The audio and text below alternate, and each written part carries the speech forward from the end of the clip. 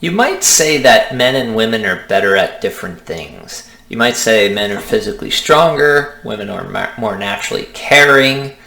Well, when it comes to political rights and functions, this is a hot button debate. At least it was in 1791. It was starting to gain ground. And it looks like by 2021, the issue has been settled.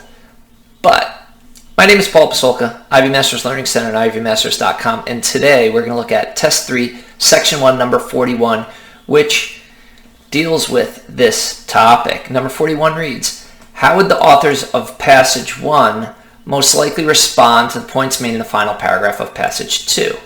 So we go to the last paragraph of Passage 2. In this style, as soon as you see the word this, make sure you read before so you have an idea of what it's talking about. And what it says just before, what style? Who made man the exclusive judge if women partake with him the gift of reason? So women could reason just like men could reason, and it sounds like men argue that they should judge what makes women happy, and that's actually what Talleyrand is arguing in that first passage. So in this style, argue tyrants of every denomination, from the weak king to the weak father of the family. She's calling Talleyrand and the others who authored the article weak. They're eager to crush reason, yet always assert that they usurp, they overthrow by force. It's thrown only to be useful. Do you not act in a similar part when you force all women by denying them civil and political rights to remain immured in their families, groping in the dark? So, pretty strong statement by Mary Wollstonecraft. Let's see what Talleyrand and his political allies would respond to that. And we see here, around line 24, here you must seek the interests and the wishes of nature. He's invoking nature. Is it not apparent, isn't it obvious that their women's delicate constitutions, they're built delicately, their peaceful inclinations, they're naturally peaceful, and the many duties of motherhood, practically speaking, is talking about cooking and cleaning and taking care of babies, set them apart from the strenuous habits and onerous duties. So now he's talking about men. Men work hard. Their work is a burden.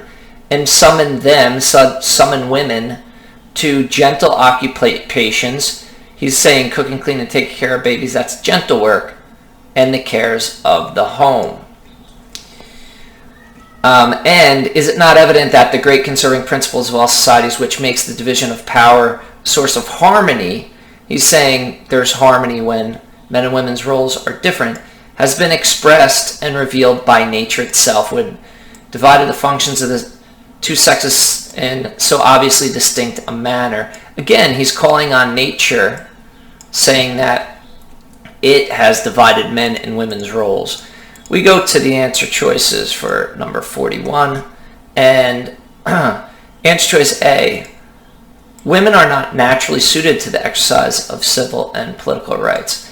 It sounds like that's what he's getting at. If overall this paper is about civil and political rights, he's saying there's a natural difference between men and women, so men are naturally suited for political rights, women are not. Let's look at the other answer choices. Answer choice B, men and women possess similar degrees of reasoning ability.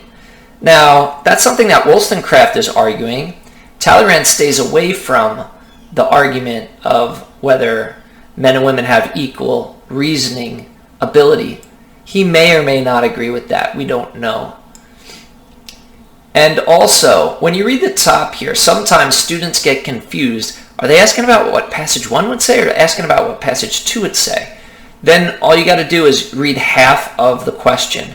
So how the authors of Passage 1 most likely respond? So it's asking about Talleyrand and others, how they would respond. Answer choice C, women do not need to remain confined in their traditional family duties. Wollstonecraft would say that if they're not confined in their traditional family duties, then they're doing other stuff. They have political rights, or they might be working or being educated. Talleyrand sounds like he's trying to strip women of their political rights, or just make sure they don't have them. Answer choice D, the principles of natural law should not be invoked when considering gender roles. Talleyrand's doing exactly the opposite.